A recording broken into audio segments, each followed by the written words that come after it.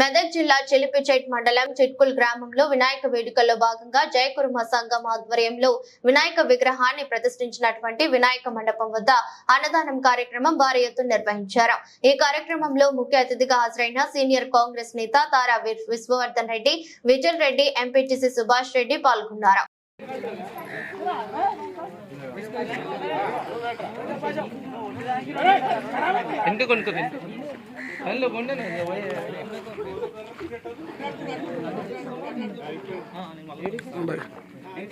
ఎందుకు వస్తుంది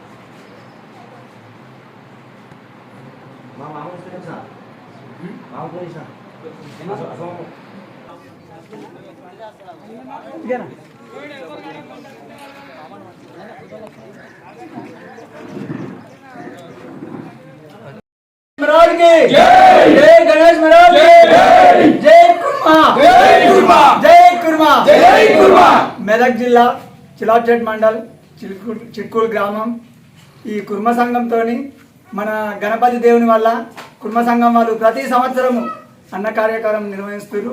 ఎందుకోసం అంటే మాకు దేవుడు చల్లగా చూడాలి, అందరినీ పశువులు పాడి పంట అందరు పిల్లలు లాభాలతోటి క్షేమంగా ఉండాలి, అందరికి పెద్ద పెద్ద చదువులు రావాలి, ఉద్యోగాలు రావాలని మేము దేవుడిని ఎప్పటికీ కోరుకుంటాము.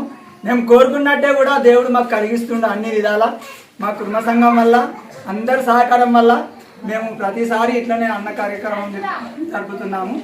ఎప్పటికీ ఇట్లనే కలగాలని అనుకుంటున్నాము, దేవుని కూడా మొక్కుతున్నాము. ఎప్పటికీ గ్రామ పెద్దల సందర్భంగా కానీ గ్రామ ప్రజలు అందరి వల్ల మేము ప్రతి ఒక్కరం కూడా సపోర్ట్ చేసి మాకు అందరూ సహకరిస్తారు.